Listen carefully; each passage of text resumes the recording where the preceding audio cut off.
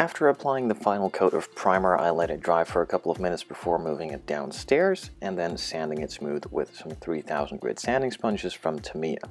Now in this case you don't have to do it. If the primer is smooth enough to your liking, then you can just move on and let it be, though it does not hurt to do so. There are always small imperfections and microscopic orange peel in primer or paint after applying it, so making it smoother by just sanding it for a couple of minutes doesn't really hurt anything, and it can only improve your finish, as the finish underneath is super smooth, so the paint will come out smoother as well in the end. So after I had just sanded the entire body down, I moved on to removing all of the dust from all of the panel lines with a brush, and then just blowing over the entire body with some air, removing any of that loose or remaining dust, and moving on to applying the color on these hard to reach, easy to forget spots first, and moving into the rest of the body later on.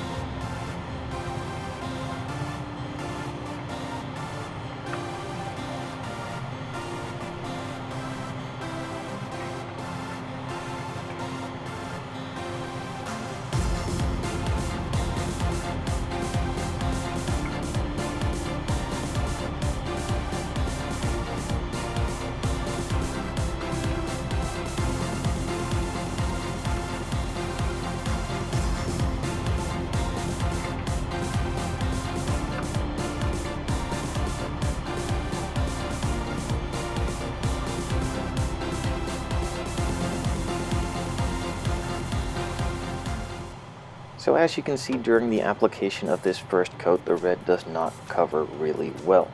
Now I could have tackled this by adding a red base coat underneath, but normally red covers really well, so I didn't really feel the need to. And in this case it bit me in the ass, so I'm just gonna have to sit on those blisters.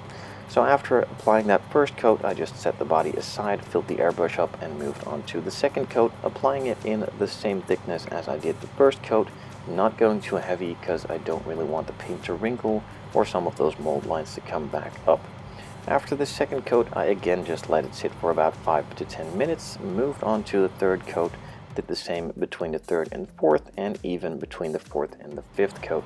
Now be patient, this does take some time, but you don't want to rush this. If you apply the paint too thick, it will probably ruin the entire build and you will need to start all over again. And if there is something we do not want to do in this hobby, that is to start all over again and fix your mistakes. So it's really important to keep your head into it, be aware of what you're doing, and just take your time.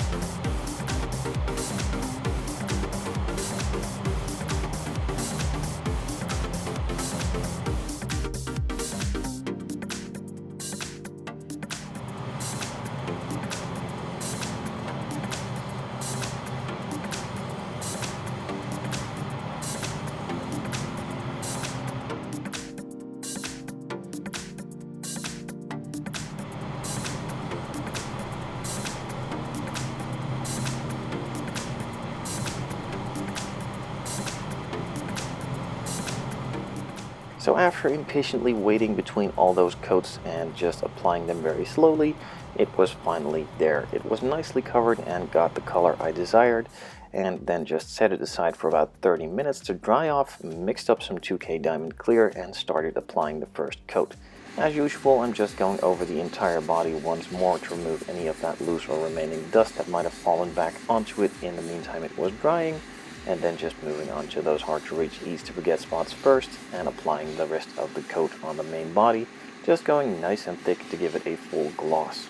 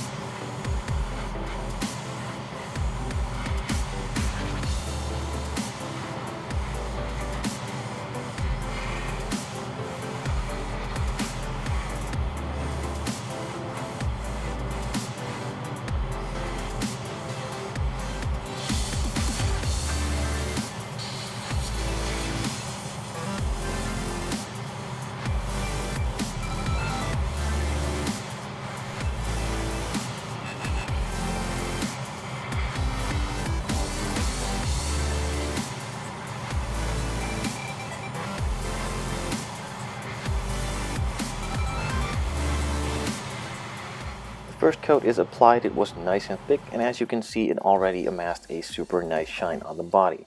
Now there was still a bit of orange peel, and one coat of clear isn't really enough in my mind somehow, so I decided to add a second coat to finish it off nicely, give it a super smooth finish, and eliminate all of that orange peel that might have been on some spots you can see, and just giving it a good coverage overall.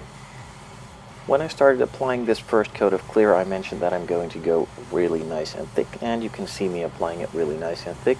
Now in the case if you have applied some decals, please be careful and not go super thick on that first coat, as decals do not react all that well to a thick coat of clear, just closing them all in. So if you're applying decals, be aware. If you're not applying decals, you're pretty much good to go with a nice heavy coat on that first coat. It doesn't really hurt to go with a nice thin coat, but that's all up to your preference and also up to the paint you're using. I'm using Zero Paints, which is automotive paint, and that works differently from pretty much all the spray cans, specifically for the hobby, and even some of the automotive spray cans or from the hardware store or stuff like that. So be aware of what your products are able to take and what they are not able to take, and also be fully aware of what you're using, what you're doing, and not messing it up with too thick of a coat if the paint can't handle that. Zero Paints in this case can. Gravity Colors is also okay to use. Other brands I really do not have enough experience with, so I couldn't really tell.